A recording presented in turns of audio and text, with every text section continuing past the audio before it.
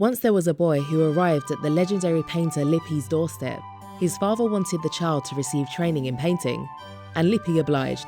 Lippi's early Florentine Renaissance painterly technique was crucial to his pupil's artistic development, and his influence can still be seen in his later works. The boy learned panel painting and fresco methods from Lippi, who also taught him how to regulate linear perspective. The boy learned a range of skills and compositions from Lippi, as well as a graceful fancifulness in costumes, a linear sense of structure, and a preference for certain softer hues, which he retained even after developing his own bold and resonant colour schemes. He created pieces of work like the Primavera, Mars and Venus, Adoration of the Magi, the Mystic Nativity, and much more. He is none other than Sandro Botticelli. The Birth of Venus, painted by Italian Renaissance maestro Sandro Botticelli in the mid-1480s, is one of the most iconic paintings in art history and a significant image in pop culture. Because of its rich mythical beginnings and exceptional beauty, the picture has garnered visitors, fans, and even detractors from worldwide. Sandro Botticelli was a Florentine Renaissance painter who became famous for expressing religious and mythological themes in his works. Botticelli lived from 1445 to 1510. The Birth of Venus was painted in 1486. It is now on display at the Uffizi in Florence, Italy.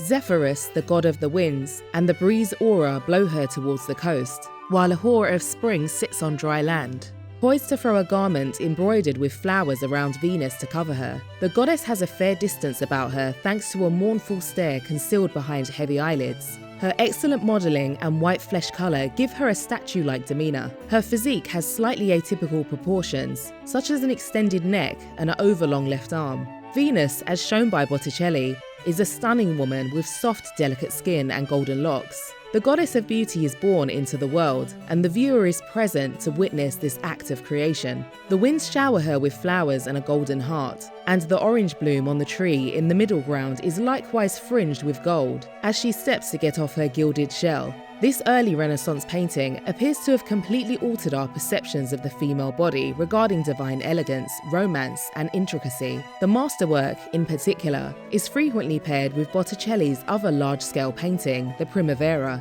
because both are considered symbols of the Italian Renaissance and share significant characteristics. As a result, it's not surprising that Botticelli's Venus became a pillar of the Western art historical canon and is still much admired today. The introduction of the figure of the bare-naked goddess Venus emerging from the shell, drifting to the Cyprus shore, is the centerpiece of this stunning mythological composition. It symbolizes the revival of civilization, fresh optimism, and a geopolitical, social, and cultural transition following the turmoil of the Middle Ages.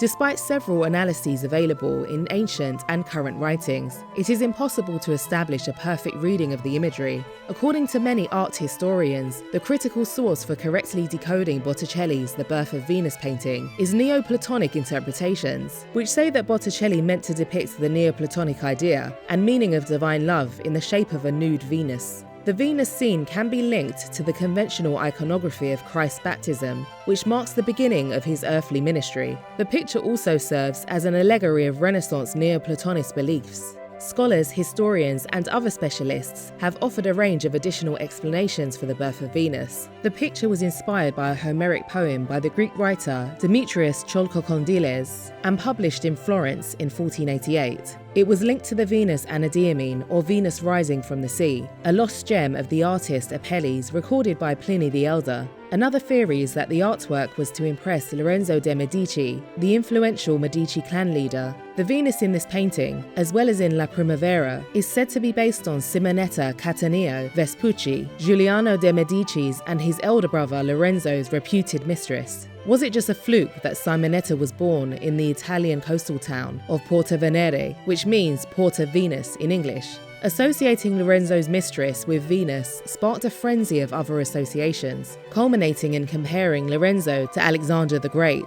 Well, how about that? Moreover, researchers conducted comparative analyses of Botticelli's Venus and Primavera across the years to determine the effect of ancient painters, the environment of wedding celebrations, and the influence of Renaissance Neoplatonism. On the other hand, Primavera is much more intricate and smothered with layers, while The Birth of Venus aims to elicit all sensory departments. The Venus figure has been interpreted in various ways. While her position is classical and indicative of Greco-Roman sculptures, the entire treatment of the figure is heavily influenced by Gothic art. Furthermore, Botticelli never fully embraced naturalism. He gave his figures weight and dimension, rarely used a deep perspective space, and never painted landscape backgrounds in great detail or realism. When it comes to the medium on which this large-scale composition was created, it's vital to note that the tempera painting was on a canvas, which was unusual at the time. Wood panels were popular surfaces for painting at the time, and would stay so until the end of the 16th century.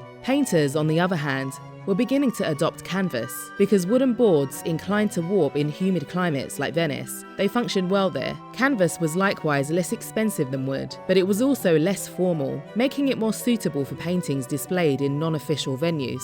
The immediacy of the scene is what makes the piece so engaging. The humans are prominently foregrounded, with the misty tones of the sea and sky forming most of the background. The warm pastel colours in the foreground contrast appealingly against these blue-green tones. Botticelli was a master of linear perspective in earlier works, but in this one, the devices of perspective are almost non-existent. The artwork is on two pieces of canvas that were sewed together before the beginning, with a blue gesso base. The lack of an initial green layer under the flesh sections differs from Botticelli's customary practice of painting on panel supports. Modern scientific testing has uncovered a lot of pentimenti. The Hora's low classical sandals were an afterthought, and so was the collar on the mantle she holds out. Venus's and the flying couple's hairstyles were altered. Gold is used extensively as a highlight pigment on hair, wings, textiles, the shell and the landscape. All of this appears to have been done after the picture had been framed. It was varnished with a cold grey lacquer, most likely made with egg yolk. The artist has taken what may be a complex subject and rendered it in brilliant clarity. Venus appears to be gliding towards us. The message is clear. We're intended to admire her, and Botticelli has made it incredibly simple. Was the birth of Venus always so famous?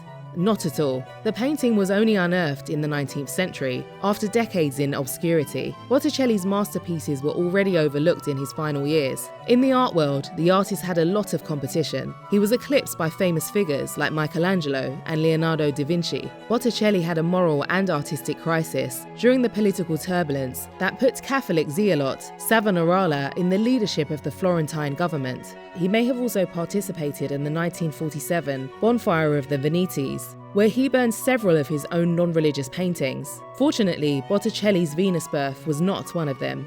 Following Lorenzo's untimely death in 1492, Savonarola and his followers successfully captured control of the city government, prompting the Medici to be expelled from the city. Following this, Savonarola established a 4-year reign of terror and fanaticism. Savonarola's preaching so inspired Botticelli that he had a nervous breakdown due to guilt over drawing pagan, mythological works, and even stopped painting great art for a time. Botticelli's paintings became more Christian and spiritual after Savonarola's condemnation and execution in 1498. His brilliant humanist expressionism, which had so greatly enhanced early Renaissance art in Florence, had come to an end. In a picture from around 1490, Botticelli, or perhaps more probably his workshop, replicated the image of Venus. A similar figure and stance are depicted in a life-size work, partially dressed in a light shirt and set against a plain dark background. It can be found in the Galleria Saboda in Turin. Venus in a similar workshop in Berlin and others were most likely destroyed in the bonfire of the Venetes. Examples appear to have been moved to France and Germany, influencing people like Lucas Cranach the Elder.